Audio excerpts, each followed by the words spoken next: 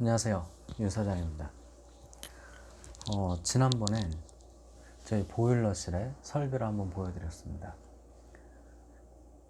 처음에 가정집만 생활을 했었기 때문에 이러한 설비를 봤을 때, 와, 이거 고장나면 진짜 큰일 나겠다. 막, 한 달에 막 돈 1,000만 원씩 항상 버는 것도 아닌데, 이거 고장나면 어떡하지? 그런 고민이 좀 많았었습니다. 설비가 오래되다 보니까 어디서 무슨 문제가 생길지 모른다는 불안감이 항상 있었거든요.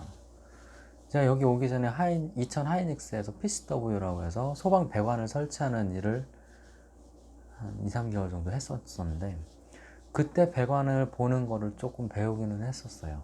근데 그거 가지고 뭐 건축에 들어가는 배관을 쉽게 파악하거나 그러진 못합니다.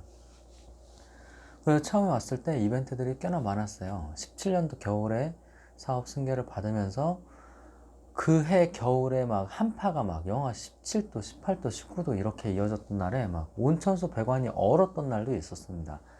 그때 토요일 날 하필 물이 안 나와가지고 어떡해요? 처음에 이 지역에 와가지고 일을 하는데 온천수를 사용하는 업소에서 온천수가 안 나오면 안 되잖아요. 물이 안 나오는데 평균 물도 못 내리는 상황이 돼버리는 거예요. 어떡하겠습니까?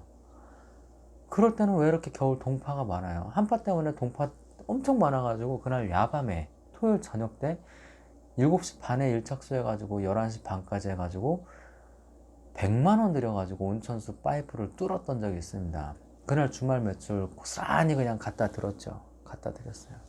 그러면서 무슨 생각이 들었냐면은 제가 느끼기에 지역 가격이 지방으로 갈수록 좀 비쌉니다.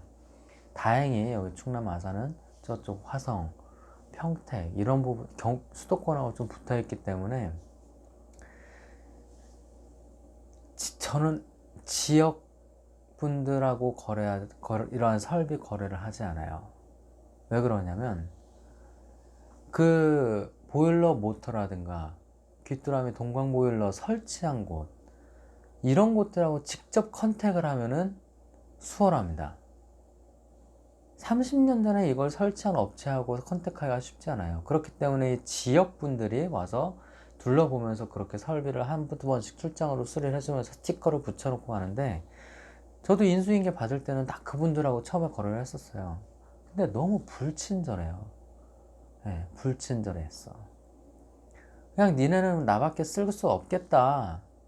내가 여기만 했었기 때문에 너는 나만 거래해야 된다. 막 그런 느낌이 있었던 거예요. 그래서 보일러가 문제가 생겼을 때는 그냥 보일러 업체에 무조건 컨택을 했고요. 모터에 문제가 생겼을 때는 그 모터 제조사에 컨택을 해서 지역 AS를 받아서 했습니다. 그러다 보니까 그분들은 CS가 굉장히 잘 되어 있어요. 그리고 본인들 출장비를 투명하게 공개를 합니다. 10분 거리에 있는 모터 업체에서 우리 설비에 문제가 있는 걸 봐달라고 와달라고 하는 데만 20만 원 달래요. 근데 그 모터 업체를 통해서 본사 콜센터를 통해서 오시는 분이 경기도 화성에서 오는데 출장비 그냥 12만 원만 받겠다는 거예요. 그래도 괜찮겠냐고 저한테 한 번 더 물어보시더라고요. 아, 오시라고. 20만 원보단 12만 원이 싸니까요. 그분이 오셔가지고 온수 모터 그런 부분도 봐주시면서 선도 따로 따주시고 하는데, 본인이 공부를 많이 하셨다는 것을 안내해 주시면서 우리 설비를 쭉 한 번 다 설명을 해 주시더라고요. 이건 이래서 저렇고 저건 저래서 저렇고 이렇게 하면 효율이 좋고 이렇게 하면 방에서 어떤 문제가 생기고 이렇게 설계가 됐을 것이다.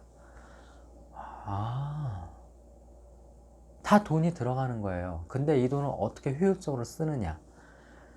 사업장을 이렇게 인수를 하시거나 새로 시작을 하셨을 때 건축을 한 건물에 들어가는 게 아니라면은 이렇게 모터라든가 그 보일러 설치되어 있는 그 보일러 그런 업체에 컨택을 해가지고 작은 문제가 생겼을 때 조금의 출장비가 들더라도 그 본사에 컨택되어져 있는 계약되어져 있는 AS를 불러가지고 한번 쭉 설명을 듣는 게 좋습니다.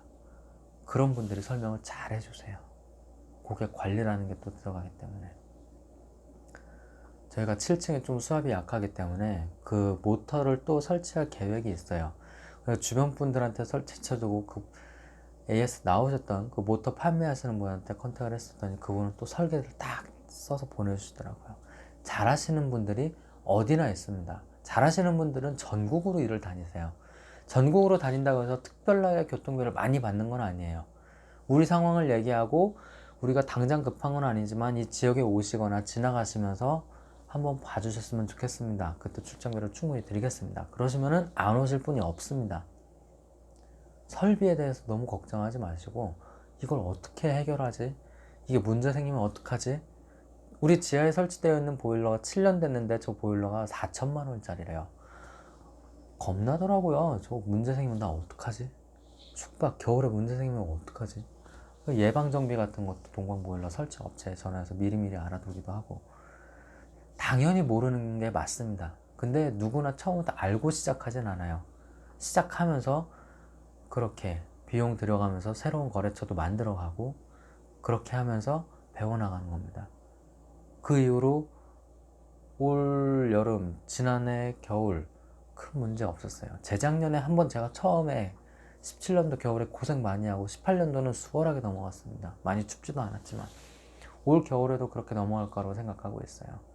그래서 모텔을 처음에 시작하시거나 새로 알아보시는 분들 그 설비 때문에 걱정하시지 마시고